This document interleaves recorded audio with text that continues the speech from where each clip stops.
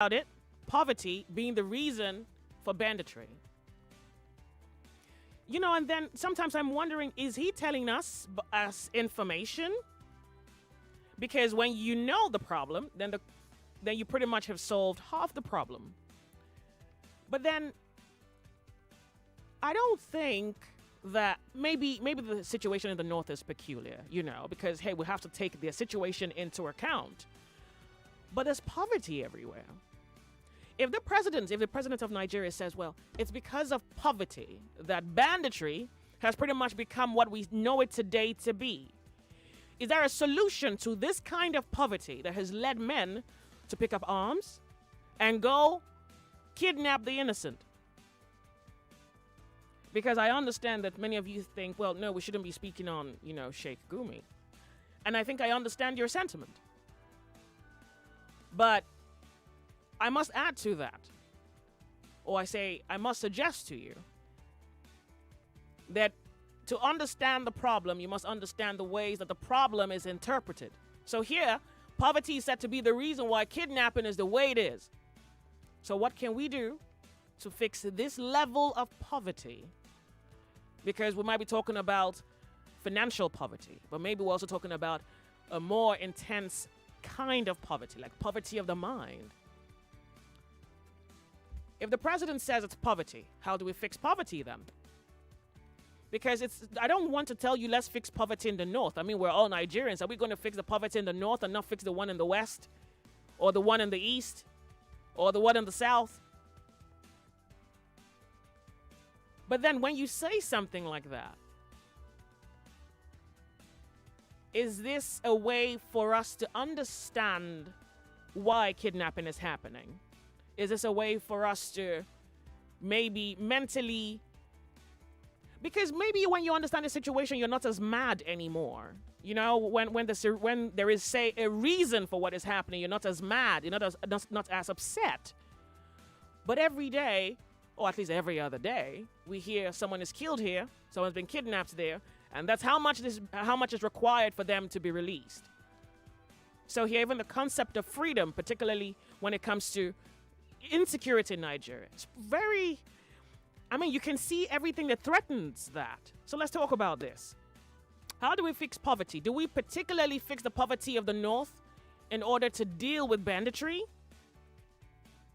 Or do we fix poverty everywhere? But then to fix poverty everywhere would require some time, some money, a whole lot of ideas, an awful lot of human ideas, to not just bring about the solution, but to maintain that solution so that we do not regress right back into poverty, maybe into a worse state. So do we fix the poverty in the North more? Do we just wake up and say, look, we want to fix banditry, and we know poverty is the reason. So here is this money. We're going to put this resource into the North, and if we develop the North, that way we practically eliminate, or let's say reduce banditry. No, eliminate it.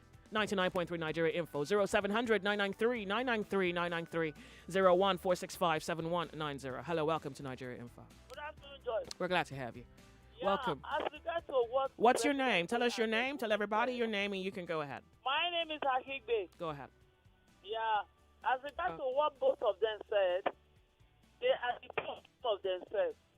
Because EFCC discovered a governor in the North having 19 houses in Dubai. And more than half of the houses in Dubai, they are from Nigeria. They are Nigeria people that build it. Then what do you say about then the very place they are taking the money, they left it empty without investment. Then second one, eradicating poverty. What stopped them to make a agri-farm settlement? Like that Sambisa forest. If they can make it a herdsman, animal farm, house boundary, and poultry, the entire Sambisa forest, we can supply our neighbors and many other countries. But they refuse to invest in that and taking the money to outside country to build house so that they can massive money for rent. Then we have so many outrageous Nigeria that have money. They don't want to invest it on Nigeria. When you talk about poverty, it is where the oil is being taken from, like the data. Bayelsa. They are in poverty there. You spoke about some people that came to compensate those who their farmland was destroyed with oil. All the way from the outside. Have pity on them. But what were the Nigeria and human rights doing here on there? Did they not hear about that case? So see, we are the problem of ourselves. But the case is very. So if you remember, the case cost Friends of the Earth about $1 million or €1 million. So it's a very costly. We have those that have more than that, up to 100 times more than that in the south or in the delta. What happened to the 30%? They are removing every month to give them. Is that money equal to that $10 billion every month? Then we still have primary schools that still have thatched houses. All right. And other things. The best way to arrest poverty is farm. Then, but individual amount to not require peace. Do you believe that if we invest in agriculture, we can practically, maybe almost nearly eliminate banditry? Sure. We can do that. You have to help them. Thank you very much for calling 99.3 Nigeria Info, the sunny side. Welcome. What's your name? My name is Felix. Welcome. We're glad to have you. The president believes poverty is a reason. Yeah, go ahead. Yes. I quite believe on what the president said. But the northern elite, first and foremost, why is it that it's only in the north that we have more poor people where we practice Islam? That is our own major religion. Are you a Muslim? Oh, yes. You're Hausa? No, yes. I'm from Kaduna. Okay. But now, the problem is that what our leaders are saying on television or radio is not what they practice. Oh, really? Well, they know what is eating us. According to the last caller, they carried this money here. They went to different countries, buying houses, building companies, and so on. And then they left their own people. We have enough land for farming that they should open those lands and start farming, agriculture. Now all these youth that they engage in banditry, they will go there and work and earn money for themselves. But they don't want to do it. They know the truth of this issue. Wow. But going back to Sheikh Abubakar Gumi, he should not forget it that right from the beginning, his father, his late father, is the one that was preaching to them at that time. And they promised that they don't want Western education then. And after this, he's talking about casualty. I'm from Kaduna South. I know what have happened to us there. How they destroy our property, our houses, everything we have. But meanwhile, we did not look into that to carry arms. We went ahead to work hard to see that whether we can earn something.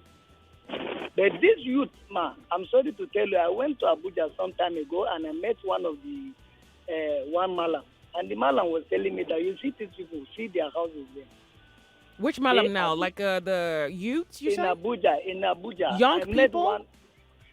Yes, I met one person is from Zamfara. Okay. And he was trying to tell me that, look, see this one, they are the bandits.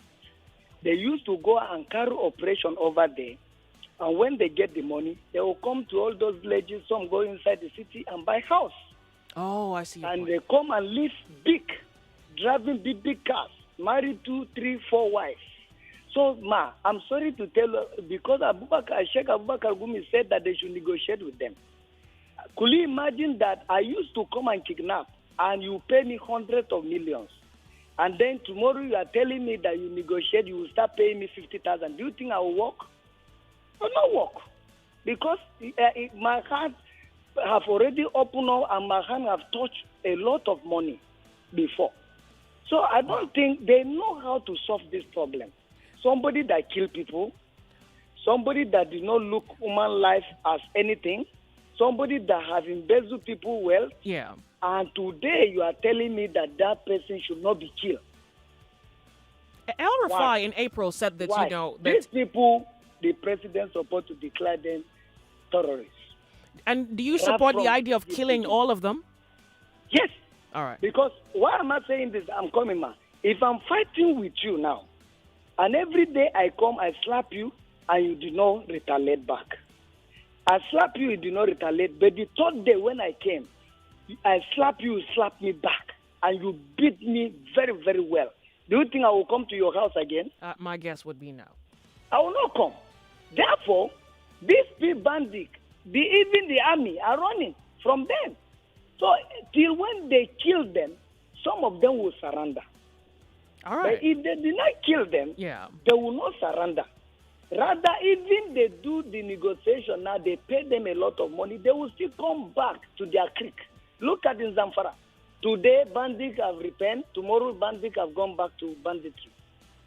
So the northern elite, they know the truth. And you talk about that the president said that they should cut, the problem that is poverty. Yes, it's poverty. In a situation whereby I am 18 years old and my father married a wife for me, and before I get to 33 years, I already have up to 4 wives and 20 children. Ma, please, how will I take care of those children? I didn't go to school. I'm not a roadside mechanic. I'm not a carpenter. I'm nothing. Maybe from Almajiri school, I do that. So the next thing I should do is to start stealing. Wow. Just in the name of some religion, say that born as many as you can born, so that we will have a population to intimidate other people like me, to intimidate maybe some of the languages, small languages under them. Why? Wow. Like me now. Hold on a second. Do you think now that given the necessity that our lives pretty much demands at this point, that we need to fix this insecurity problem, do you think now the government should, squarely face the North, develop it, eradicate illiteracy, eradicate poverty so that we can deal with this? But it has to be the government facing the North exclusively, ignoring other parts of the country. We have to face the whole country. There is no part of the country that there is no poor people.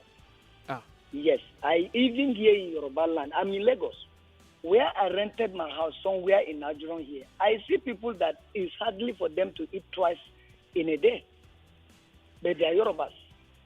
Therefore, what they will do is that let all our elites here in the country begin to open farm. I worked with one Brazilian man. He told me that Nigeria is blessed. That e.g., if one big boy will go and open an hectare of land and build nursery and primary school, build quarters there and everything. This side is ranch, this one, and they start agriculture in that place, employing people. I don't think all these things will be happening. Thank you. Really, I do appreciate your contribution. Thank you very much for sharing your insight. 99.3 Nigeria Info, the sunny side. Welcome to the show. How are you? Hi, good afternoon, Joyce. Good afternoon. We're glad to have you. What's your name? My name is Tommy. I'm calling from Amuo. Thank you. Go ahead, Tommy. Fixing poverty to fix banditry. Tommy. Okay. Yeah, I heard you. I actually wanted to speak about solving the problem. Yeah. You see, in the North, the main problem is actually religion, because that is what is causing the overpopulation. And you have a large expanse of land, and you have so many people. Why do you think? No. I don't think it's religion, because it does appear that even though we can all establish that this issue of banditry is wrong, what is clear is that no one religion is targeted. It's not a religion that's been targeted. It's lives that's been targeted. So you can't quite blame banditry on religion. That would be inaccurate. My angle is this. But do you understand that? Because maybe you might change your angle if you understand that. No, I still want to buttress my angle. We are looking at a situation where a man can have as many wives as possible, father as many children as possible. I was in Kano last year. I was eating somewhere in the airport. The moment I said I was done, they took the remains of that food and gave it to some people to eat.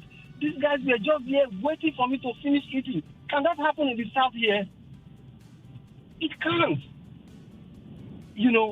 you have so many people, their fathers can't feed them. The family has no provision for them. What did they do? Wait a second. How much? Wait. How much food did you buy, and how much did you leave behind that they gave it to people? I mean, this is hardly a case of 5 loaves and 2 fishes, but you're saying your leftover was given to people or to someone? So people, they were waiting. People? How much rice did you buy? How much did you remain? It's not even rice, just pounded yam and how many? Soup, how big was the pounded yam, and how many did you remain that they gave to people? It wasn't only me. The next person that finished, the same thing happened. Oh, so they give the leftovers to the. Okay, I see exactly. that. Okay. I mean, can that happen here? In Yoruba land, I was in Zamfara. I saw kids, about 12 of them, returning home at about 7 p.m. And my guest was saying to me, look, these are their marginaries. It's not as if their fathers don't know them, but it's not that. So it's more a case of poverty. So it's more poverty, whether it's poverty, the lack of information, or the fact that there is no economic empowerment. So that's a poverty problem. So should the government face the North squarely to eradicate poverty in hopes to totally eliminate banditry? Or what's your position? No, of course, the North should face the whole country. There's poverty everywhere. But where you have population explosion, then it's going to become very difficult, to solve, unless you first of all address the population issue. You have so many people. If you have a family, you have 2 kids, 3 kids. I like that. Addressing the population issue, exactly. Because even if you're going to bring about a poverty eradication concept or solution, you have to take the number of people into account. Thank you very much for calling. I do appreciate. Yeah. Woo! 99.3 Nigeria Info. I really wish Nigeria would move at a quicker pace as far as advancement is concerned, but here we are once again, and it's about banditry, insecurity, and how best to deal with it. Welcome to Nigeria Info. Good afternoon. Good afternoon. Ubong. I'm calling from Bejuleki. Thank you. Please go ahead. Okay. Yeah, Joyce. Listening to these kind of shows from the north, my heart breaks. Okay, because I'm a Nigerian too. I love my northerners. I love Hausas. I love everybody that is a Nigerian, but our government, our politicians, they are the ones killing us in this country. I feel they know what to do, but they do not want to do it. That caller, that man that he said is from Kaduna, yeah, I go with everything he says. Like, he just hit the nail on the head. So, like, when the government knows what they are supposed to do, but they do not do it, this is what happens. We are just reaping from what our political elite did not choose to do, because there's poverty in the north. There is extreme poverty there. We have presidents that have been from the north over the years, and they happen to just steal money. I know Nigerians steal. Even when we had Obasanjo, even when we had Jonathan, our leaders all steal. But you find out they still have infrastructure that they put in place. Okay, like look at the south, look at the southeast, south, southwest. We still have like a foundation. Like our families, they are not living in penury. But if you go to the north, you see how a family survives. It's crazy. Okay, they say they don't want education. If you don't want education, how do you know that you are not supposed to have maybe more than 3 kids if you're not doing well? They don't tell these people these things. They just leave them. They just leave their population like that, and they go around. If they can rear cattle, they do. If they can go on the streets and beg for arms, they do. If they can, they just do anything, and the government just leaves them like that. Now they pick up guns, and you are saying, okay, the cause of this is poverty. Our president is telling us the cause is poverty. What do you want us to do? That's the reason for the banditry. What is the solution?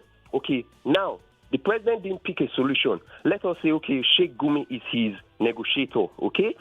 That negotiator, if we are choosing a negotiator, is not a bad idea. But whose side is he on? If Gumi is telling us we should not kill these kidnappers, okay, these people are people that kill their hostages, okay? They give you an outrageous sum. If you can't pay, they kill. When those people kill them, we don't have an authority that can go after these people and say, these are the people that killed these guys. Okay, we've gotten them. We don't have a government that does that. But we leave them. Then the next morning, when you wake up, you switch on your television, you see another set of bandits that have kidnapped 20 more people. 20? And you are still... The figures are I'm larger just than assuming. that. Yeah, I Yeah, get it. I yeah, get they're it. larger than that. I know. Okay?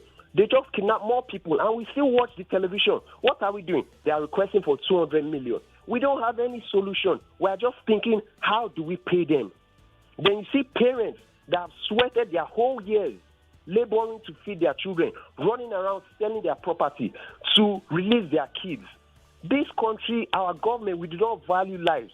And our citizens, we in Nigeria, we are too docile, we are too quiet. I watch the news and my heart breaks all the time. I'm in Lagos, so I don't have any friend that is in North now. But my heart breaks because we are just keeping quiet. Why is Sheikh Gumi telling us that we should not kill bandits? But they kill people, okay? When you go and, let's say, okay, we give them this 200 million. What are they going to use it to do? Are they going to use it to open electronic store? Are they going to come and maybe say, okay, they want to learn how to be a mechanic? No. They will go to the market, go and buy more bikes. They will go and buy more telephones. They will go and buy more guns. That's what they do. But, they call their friends from... You spoke about solution, huh? I want to ask you, how do we then fix banditry, assuming we have to aim at the root cause of it? And the president says poverty. So do we now take Nigeria's resource and send it to the north, eliminate poverty, in hopes that we, in the same vein, eliminate banditry? Okay. I mean, how do we fix poverty? Because I know that I haven't been to the core north to see how bad it is. But what I see in the south, what I see down here, man, I think it's bad here. I know. So I don't know that there's any part of Nigeria you can live out of trying to, of this redemption as far as the plan goes. If I was the president, let me say what I would do. We are in June, okay? The president still has till 2023 to prove that he can still serve Nigeria and come out with a good name. I will give myself maybe till January next year, and I will focus on the north.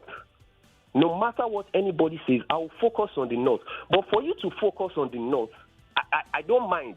I don't mind because I believe down here we are still a bit okay. And if we do not focus on the north, let me tell you, everything is going to trickle down. It's going to come down like a ripple effect.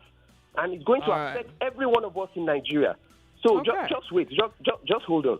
Okay? We'll focus on the north till January next year.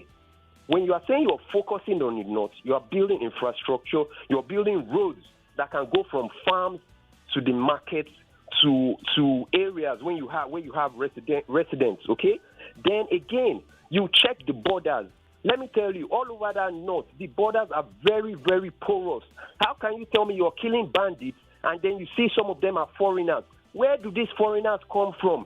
Some of these bandits that Sheikh Gumi is saying that they are victims, that they are living in poverty, that they should give them education. Some of them are not Nigerians. Some of them come from Niger. Some of them come from other countries. Then you are telling me we should pet them and sit them down with stool and start teaching them how to live a good life. And then there's also giving them the Nigerian money. Like, what are you doing here illegally? Yes, why should you take our money, our hard-earned money that people suffer for? Just like that caller said, you give them dirty money. You don't know where that money comes from because you're holding a gun and because we have a government that doesn't answer to us. We are giving... No, it doesn't work that way. Close all our borders in the north.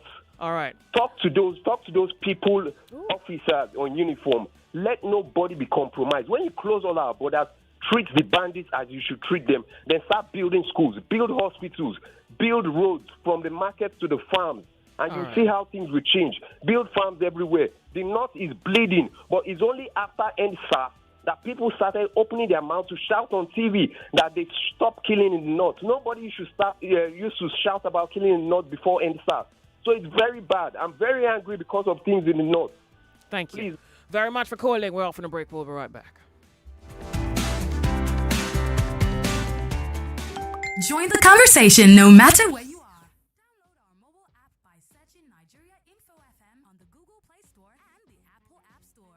Also, get news updates in sports, entertainment, news, and current affairs right on the app. 99.3 Nigeria Info. Let's talk. It's okay. That is okay. It's okay. No, it's okay. Let me explain now. It's okay. She off your mic. Apollo, my guy. How every now? Benjo, what thing now? That is money you just call me. See, Nine Mobile, they give me call bonus while I finish. Now all my guys go here. If you never recharge your 9 mobile line for 40 days or more, recharge 200 naira and above, and we go summer you 6 times your recharge and double data bonus. I'll follow my guy. Make you see, I go block you now. I go block you now. You go see him. Terms and conditions day. 9 mobile. Welcome back to your number one talk, news, and sports station. This is Nigeria Info.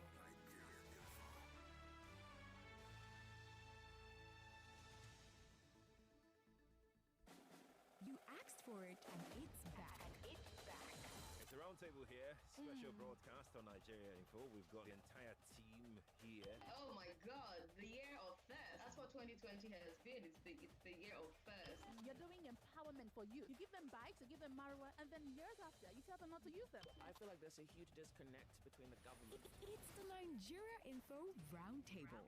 and the actual consequence of poverty in Nigeria. These are debts that can be avoidable if we just do the right thing. All your favorite Nigeria Info presenters on air at the same time. And the third person was an entrepreneur. We missed the second person. They all We missed the second person. The first person, Sheriff, I can send it to you on WhatsApp. I can send you All the biggest stories from the first half of 2021.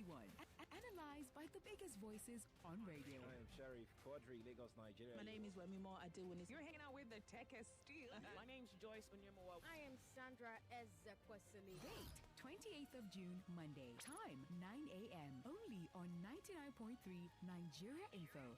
Let's talk. The Sunny Side with Joyce.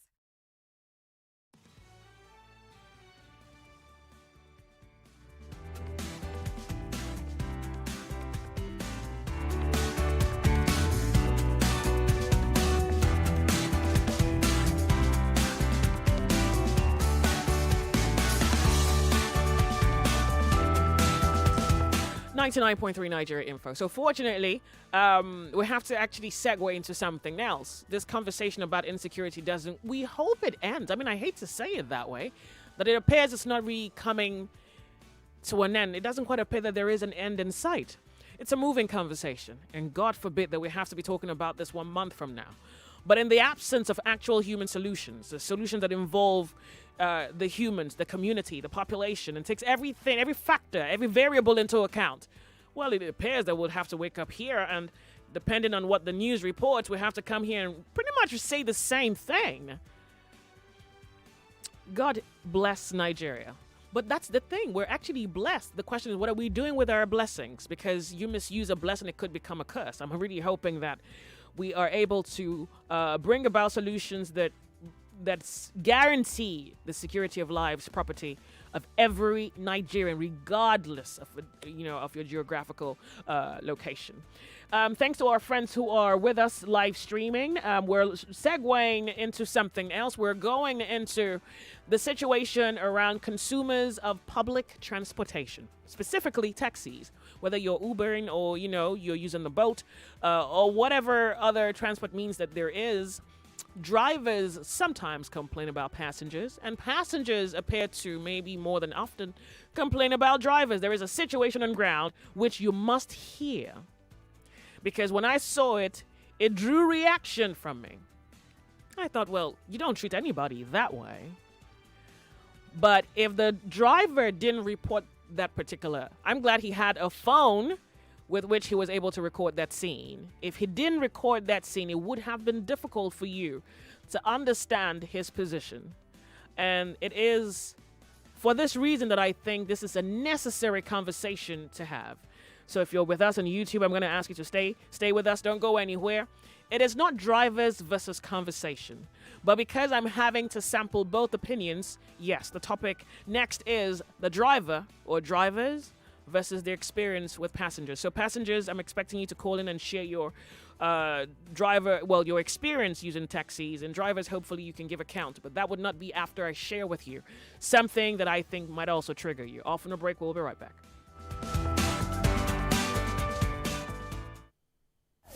You are listening to Open Thought on the Sunny Side with Joyce. Let's talk.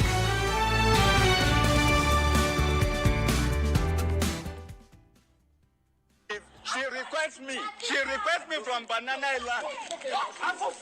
She requests me from Banana Island. She requests me from Banana Island, she told me she's going to number 13 Gerard.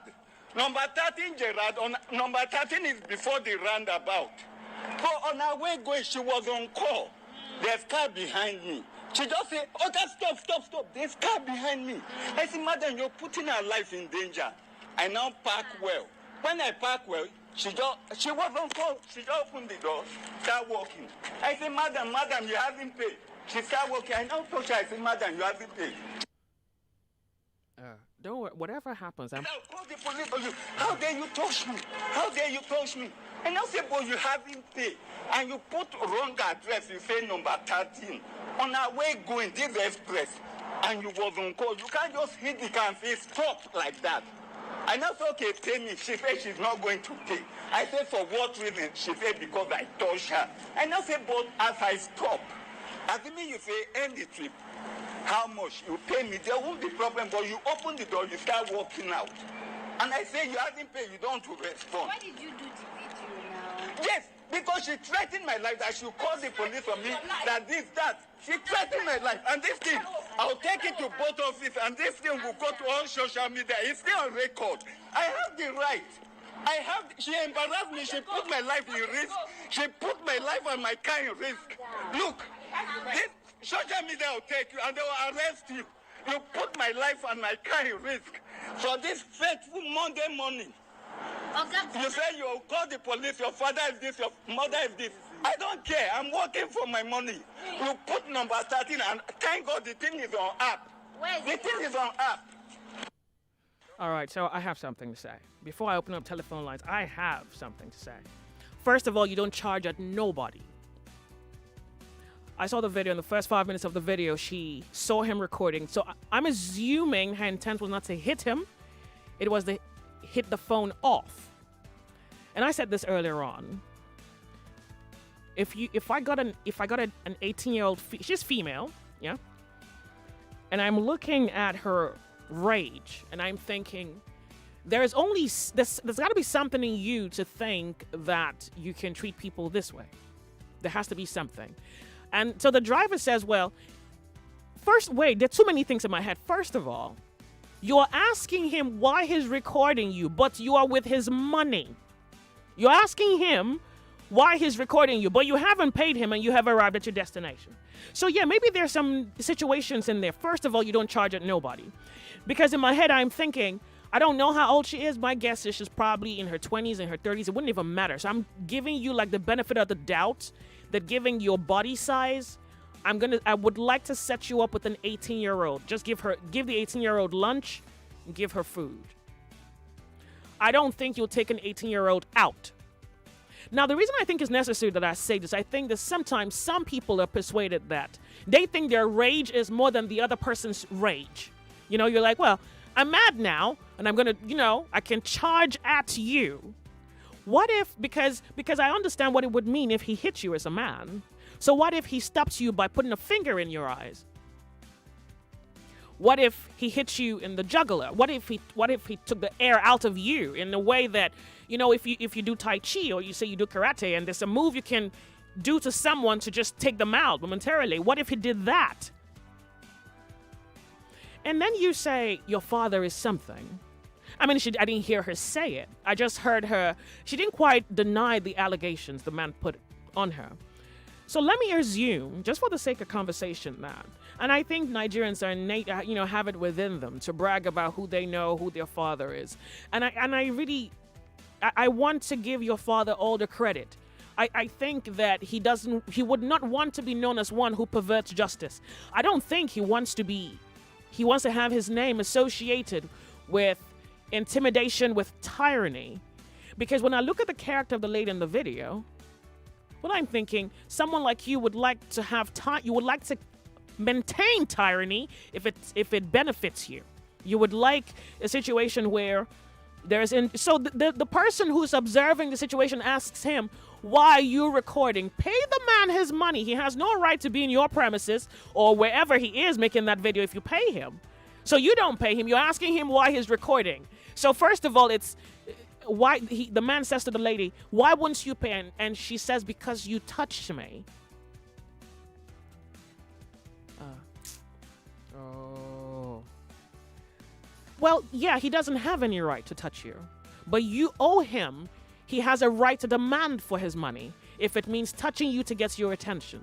It doesn't quite appear, at least she doesn't even accuse him of violation, so it's not like the man abused her or violated her.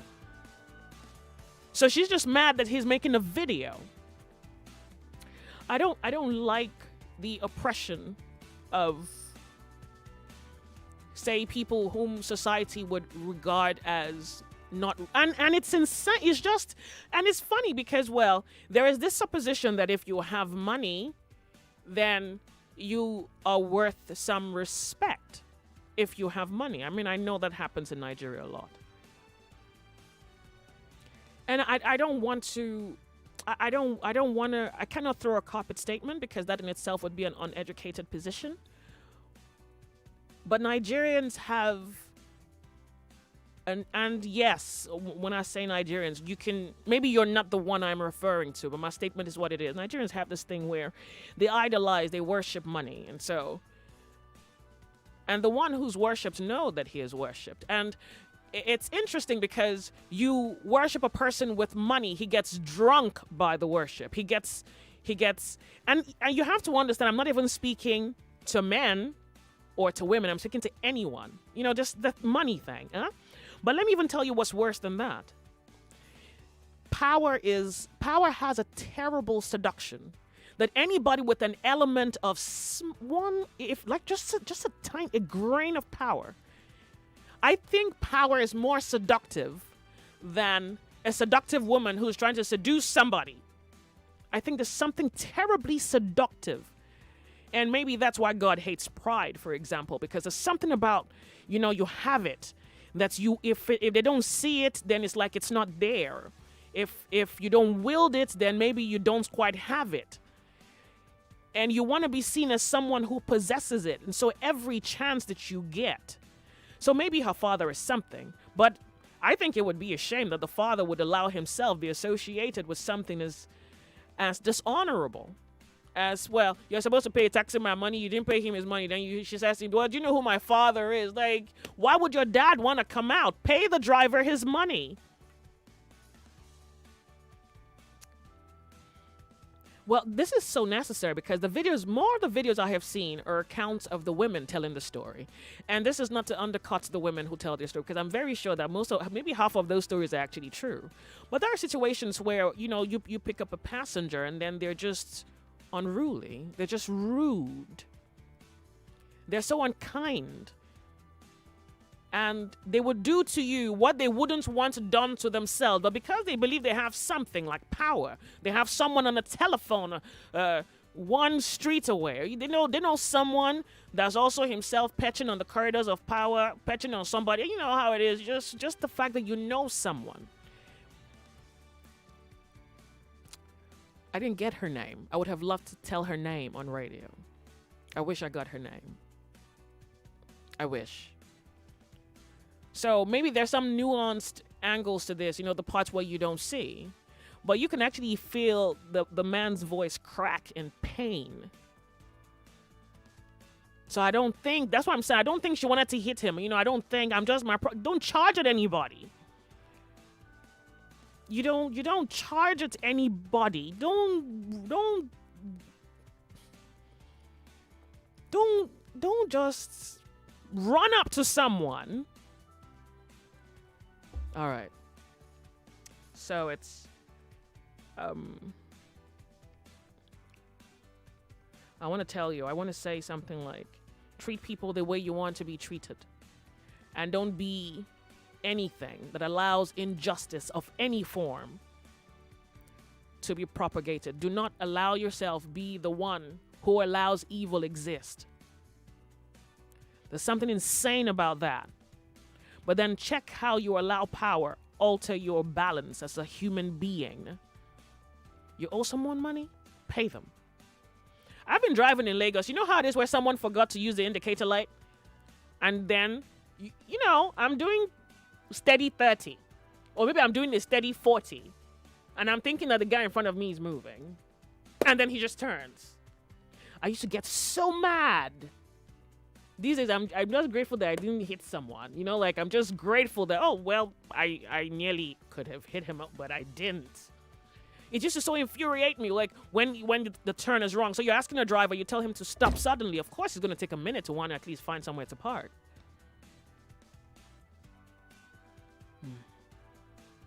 Nigeria, look, we have enough problems. And the last thing you want to be is the reason why the problem that we have to deal with continues. And I think nobody in your family calls you a bad person. But you see, a bad attitude nearly makes you a bad person. Because usually when you have a bad attitude, you're probably going to do something bad. And that makes you a bad person. Let's get it straight. All right. So at this point, drivers and passengers, welcome to Nigeria Info. Drivers, what has been your experience with passengers? Passengers, what did the driver do? I heard a driver had hit a passenger before. Please. I hope it never happens again. But if you're anywhere where you see a driver intimidating or harassing a passenger, we owe it to ourselves as Nigerians to speak up for that person. It's necessary that you do it. There's no way that we can get this society going if we're not going to stand up against tyranny. If we don't. If you don't seek the justice of another man, then your own justice cannot be guaranteed. Welcome to the sunny side. My name's Joyce. 0700 993 993 993 and 01465 7190. Drivers and passengers, welcome to the show. How are you? Yeah, I'm fine. Welcome. What's your name? Ezekiel is my name. Are you an Uber driver? Or a taxi driver? Boat driver? What driver are you? I'm not a driver, but I'm privy to what you're discussing. Oh, okay. When you say privy, you have a sister story? What do you mean? Yep. Okay. You see, on the aspect of intervention, before I come in, Joyce, in this Nigeria that we have to deal, it has to be discretionary. Do you know why I said that? No, why? Except I'm in the act, I cannot stand up to defend. What do you mean by that? I'm telling you. Now, do you know that? So, pardon me. Do you say that to say that you cannot see a Nigerian who is in a situation that you think might be intimidating and you cannot speak up for them? Joyce, do you know what it means to pick someone in your car? I mean, on the way, just to assist. At the end of the day, you spend like a month in the prison for no just reason? No, I don't understand what you mean by that. Very good. I was going somewhere. A particular as a person picked me on the way, and eventually we met a particular guy on the road. He was more or less helpless. We helped him. We got to a particular junction. We were being stopped.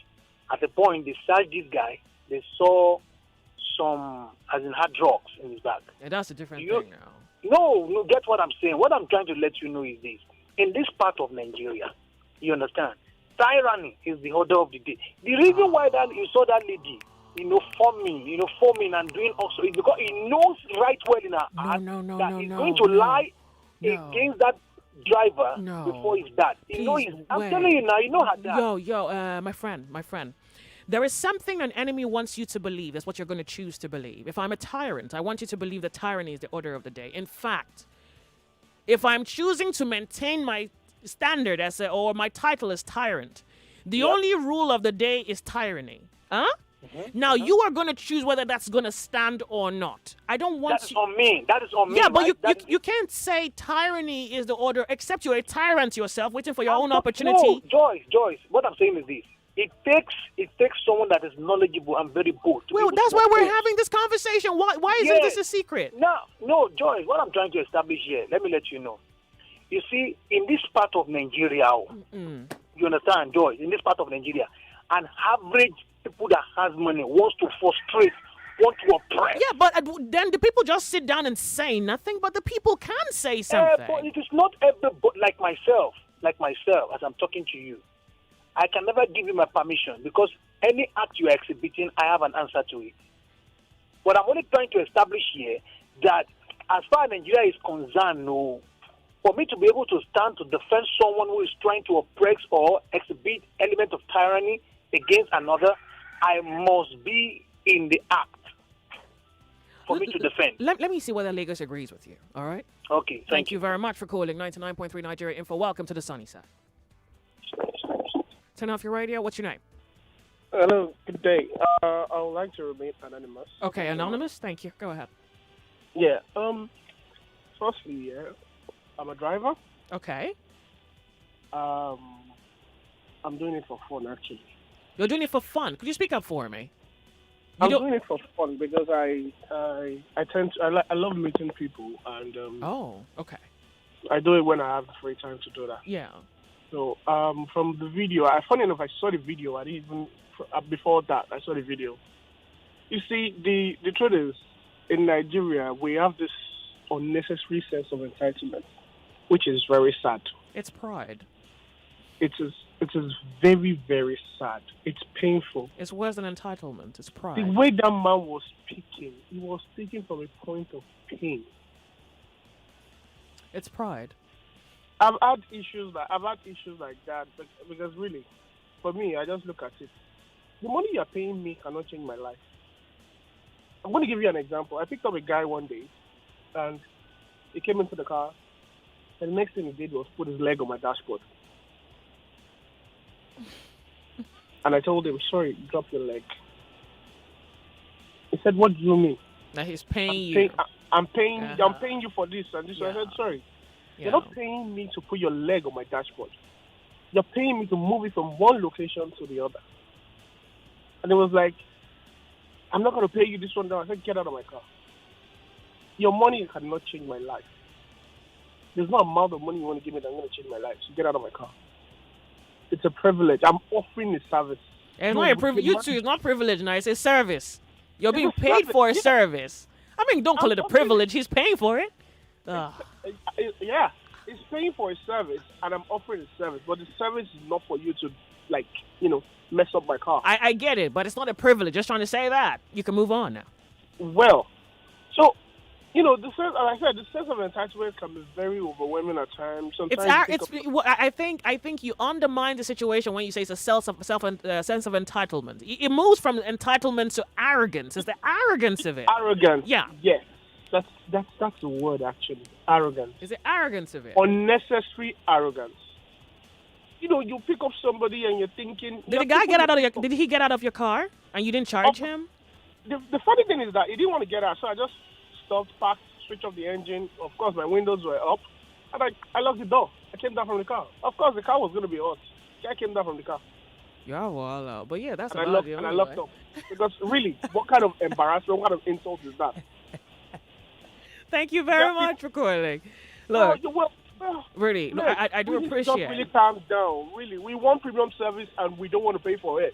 And you keep treating people as if anybody that can even treat anybody like that, it's a no-no for me. That's it. Anybody who can treat any other person. So I'm hoping that her father doesn't get to see the video because you just drag him into a mess. But the honest truth is, even if a father sees it, what is the father going to do? He's going to just go down. But look from the sound of that man's voice, you would know the kind of pain he was going through. Thank you very much because for calling. I'm thinking in my head right now, like, I'm sure that guy will be thinking that, okay, I think I have somebody like this at home that I'm taking care of. Why will you do this to me? Thank you very much for calling. I do appreciate it. We have Lekon here. Hello, It's not Lekon? Good afternoon. Hello, good afternoon. Well, that's what they wrote there. Hi, welcome. What's your name? Yeah, my name is Lekon. I'm a driver. Oh, welcome. Welcome. Yeah. I've been listening to your program, and I actually told my other drivers to listen and call in. Are you guys on a WhatsApp? Yes, we have a group. Oh, we nice update ourselves on different groups, when there is accident, traffic, or harassment. Oh, that's good. From police. Okay. Yeah, we do that. Great, go ahead. So this is the thing, Joyce.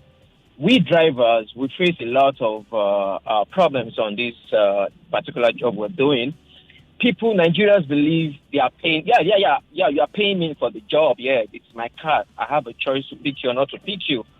An incident happened some time ago. Yes, I was at fault because my car stopped on the road, on Lekki Ekpe Road. Wait. Before we go ahead, let's say thank you very much for admitting, because also sometimes it's a problem when you're at fault and you don't admit that you're at fault. Yes, go ahead. I did. Because where I parked them, I'm aware that there are guys there who could, walk up to us, and Harass okay, or rob. Okay. I mean, harass us. Yeah, I understand. So, but the fact that I was trying to meet up with the curfew and everything, I left them in the car with one of my phones, and I quickly get a jerry can to get the fuel at a World Oil gas station. On coming back, I saw these girls, lamenting, throwing hands and all sorts. What happened? They said 2 guys just robbed them. Oh, how did it happen? The first thing I told them is, please, let's go to the nearby police station. I'm ready to, offer myself and explain myself. But before I could even say anything, these girls started beating me. I can tell you, I can handle them. But, I was at fault. It was my negligence, so I had to hold on. They beat the hell out of me. I told them that let's go to the police station. They said no. So they took me to their master or their mistress or whatever, somewhere around Lekki, around Marua. This woman threatened to break my head. They took my car. They parked in their compound. And all these things were happening. They started calling people. They said, bring the boy to Maroko police station. That's Lekki. They took me there. The police said, oh, you're a thief, you're a thief. I said, sir, I was the one that asked them to, let's take this into the police station. It's your phone, please. We can sort it out, but don't call me a thief. Look at my face, look at my body, look at my clothes. They tore everything. They destroyed my car. So when we got there, they met the man. The man said they called them in. They said, oh, don't worry, we have to arrest. I said, you can't arrest me. My car is there. You can keep my car. So I called my brother, whose wife is a lawyer. She's a lawyer, so we came the following day. On getting there, I reported to both. Yes, I reported to both. Both said there's nothing they can do to it. I have to sort it out myself. And this is why most of the drivers is how they take laws into their hands. I don't subscribe to it, but we are frustrated. The police will do theirs. The road safety, whoever will do theirs. Wait. Did you just say you don't subscribe to rape? How did that get into the conversation? No. I said I don't subscribe to people taking laws into their hands. Oh. I don't subscribe, but we are frustrated. I've been in traffic for the past 4 or 5 hours. Yeah, that's not the problem of the Nigerian you're carrying. No. Oh, okay. This is I'm coming somewhere. Then this driver will tell you that you took them in. I mean you passed a wrong route because of traffic and all this, and they want to beat you. I had an experience. This person was slapping me in the car. Wow. This person was slapping me in the car because I told her, I said, look, I can't go to that route because it's late. I can't go. She was making calls, calling people, saying all sorts of things. And I told her, I said, madam, I don't feel comfortable with this. This lady reported me before I reported her. I guess what? Both blocked my account. They didn't even listen to me. So that man you saw there. Okay. Hold on. Can you please call us back because I have to go off on a break, please, if you don't mind. Thank you very much. We'll be right back. Apollo, my guy. How every now? Enjo, what is now? That is money you just call me. See, 99.3 Nigeria Info. We are more than just radio. Subscribe to our YouTube channel at Nigeria Info FM. Check us out on Facebook at Nigeria Info 99.3. Follow us on Twitter at Nigeria Info FM and on Instagram at Nigeria Info FM Lagos for live updates as it happens. 99.3 Nigeria Info. Let's talk.